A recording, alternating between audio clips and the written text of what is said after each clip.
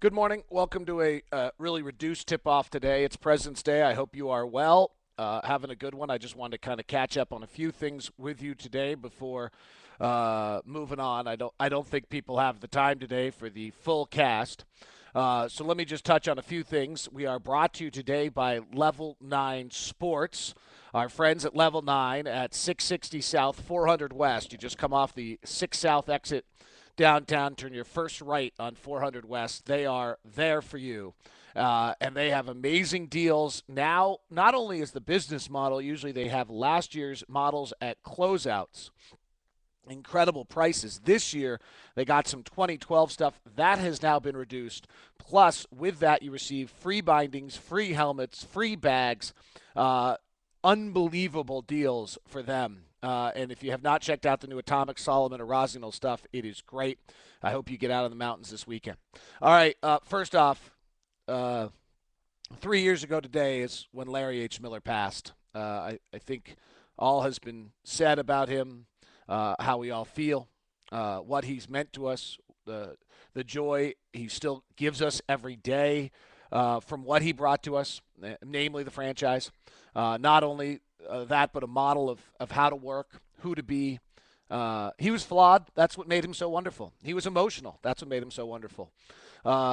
He was fly by the seat of his pants. That's what made him so wonderful. But at the same time, he was a driver, a worker, really much more controlled than I think we give him credit for. He made emotional mistakes. He got too connected. He cared too much at times, which was what was wonderful about him. I'd have to say that I work every day in this organization for him. I have a nice relationship with Greg, who's doing a wonderful job in leading this company in a manner that is appropriate to follow his father and yet his own, which I think is really neat. That's the way it should be. It can't be just simply a stewardship trying to mimic the man who once was. You have to put your own stamp on it. I think we've seen some of that in ways that you've seen publicly and we've seen privately, and I think it's heading in the right direction. But this is a day 3 years ago that we lost a man who's obviously was a symbol of this franchise, who is still on the locker room wall as we walk out every day of that locker room, and a man who meant as much to this sports community as really probably any man has in any city ever. So I just really, more than anything, wanted to do tip-off today. I could end it right now, frankly. This was why I wanted to do it. I just wanted to make sure we took a moment and all remembered Larry today and took a moment to remember the values. I hope you've read his book. If not, I'm sure you can still get it, that he represented.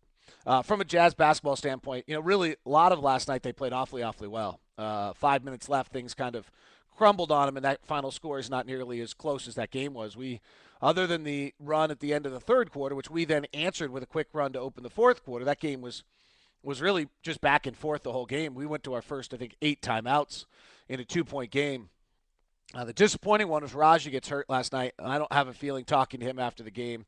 He said he just opened up, and when he opened up, it just kind of popped a little. Not pop, because that means it tore, but he didn't tear it, he said, but it doesn't feel good, and that's usually been a week or two without Raja, and he has become a vital spot to us. And it gives CJ one more chance, again, to try to get things going. But he's just in the doldrums, and he's not playing well, and he's struggling. He's working, he's taking a mature approach to it. He's coming out early and doing those things, but it's just not there.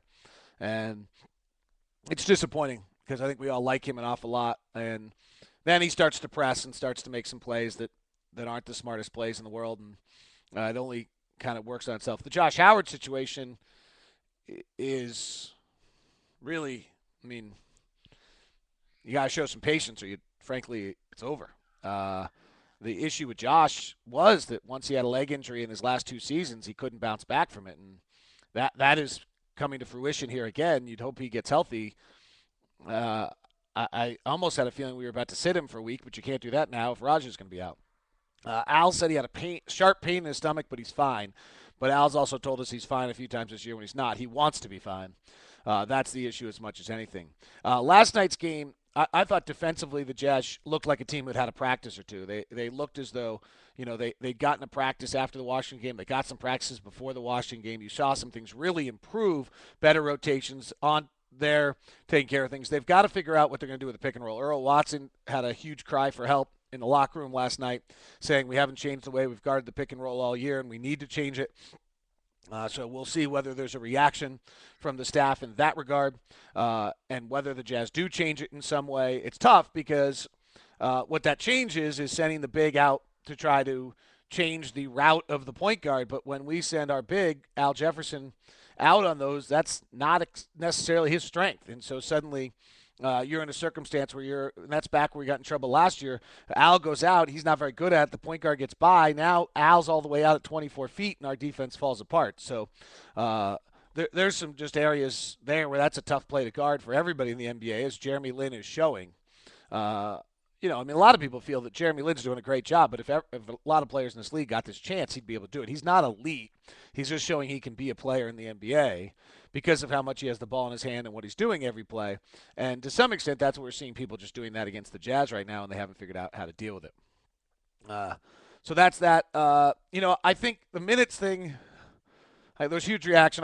I tweeted last night that Favors just played 20 minutes once in 8 games. And here's the trick of what's taking place here. Favors and Kanter on the floor together are really struggling. And so the Jazz start Jefferson and Millsap, and then you make your first substitution, which is Favors, and then you run that for a while, and your next substitution's Kanter, and then Favors and Kanter get on the floor together, and they don't play well, and then you pull it.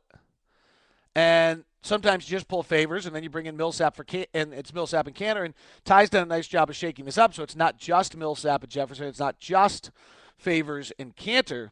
But the problem is, I think, to some of the minutes played for Favors right now is that maybe for Kanter also, though Kanter's probably playing, around where he should, probably could play a little more, as in all of our minds, is how are you getting those minutes? I mean, you start to try to piece this thing together, and it's not just as simple. So it's 2 parts. One, there's only 96 minutes amongst 4 guys, and, I think it's pretty fair that Millsap and Jefferson are going to be 25 to 30, if not 30 to 35, so that's 60 of them. So now there's only 36 minutes to divide between those 2 guys.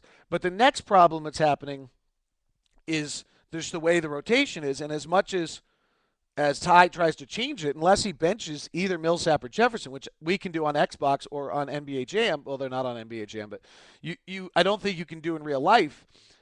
You then end up with minutes where Favors and Kanter are on the floor together. You're trying to avoid those right now because it's not working, but by avoiding those, you're reducing their minutes.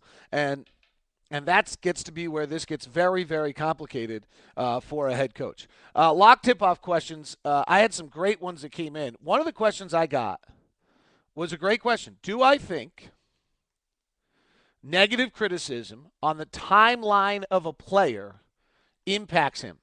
And my answer, unquestionably, is yes.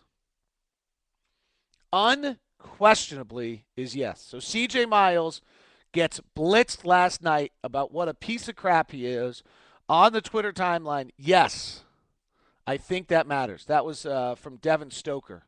And I do think it impacts him. I think there's no question that it impacts a player in that nature. There's just, it's undeniable. So I think that's, worth making a point of a little bit. Could the combination of Burks and Bell solve our defensive issues on opposing point guards? Burks at the point. Burks is not a good defensive player, so no.